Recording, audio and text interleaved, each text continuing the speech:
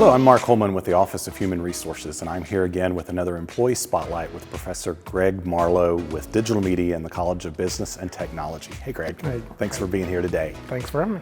Greg, would you tell me about your educational history and how that led into your work here at ETSU? Yeah, sure. So actually, I've been with ETSU for a long time. I think the first time I came here was in 1998 as a freshman. And I got my bachelor's and my master's from here. So I graduated around 2006 and worked a little bit as an adjunct right after that. I got a job in Baltimore, Maryland for immediately following that.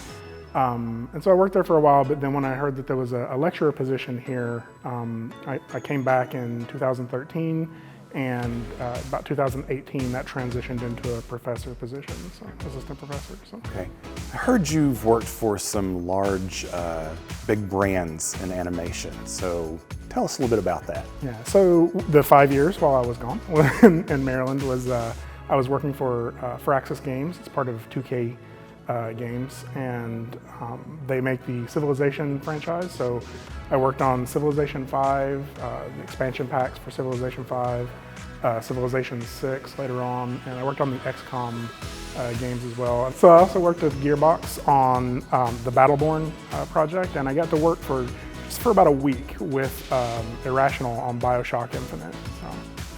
Out of all those projects, which was your favorite?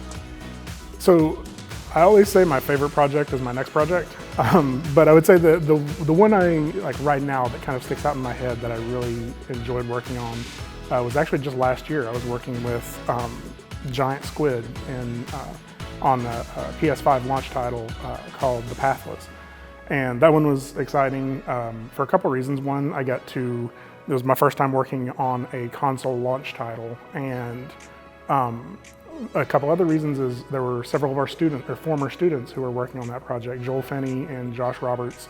Josh Roberts had just graduated the year before, and it was cool to get to work with people who used to be a student and getting to see them in a professional environment and how they were just doing some really cool stuff out there in the industry. I heard a story today about you and an old Subaru pulling up at Shellbridge. Yep, that was, so when I transitioned from the lecturer position to the professor position, I went through orientation, and then there was the new faculty dinner at Shellbridge. And at the time, we were driving an old Subaru that was on its last leg. And so we showed up 5 minutes late strategically, and sort of parked in the back, and so people didn't see how rusty the car was. And as soon as we got out of the car, both President Nolan and Dr. Bach drove right by us in a golf cart, and President Nolan met us at the sidewalk and walked us up to so our sneaking in the back door plan didn't quite work out so well. So Backfired on you. Backfired, yeah. What is your favorite thing about working at ETSU? So it's gonna sound like a cliche, but it's a cliche for a reason. It's that I get to help people. When I was a student here, there was a lot of people who helped me, and there was professors. There was Dr.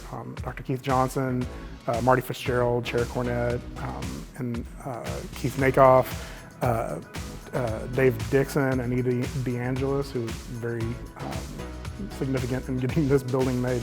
All those people, like, whether it was just a kind word when I particularly needed to hear a kind word that day, some of them it was just a sentence they said that just made me think about things in the world differently, and that was nice. Like it working in this job, it's nice to be able to come home from this job and say I feel like I did something good today.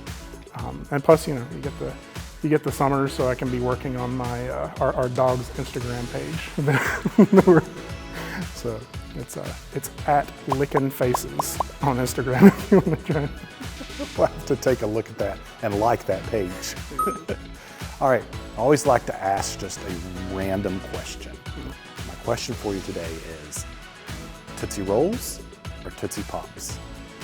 I'm gonna go Tootsie Pop because you get both the candy shell and, Tootsie Roll is just a Tootsie Pop without the candy shell, right?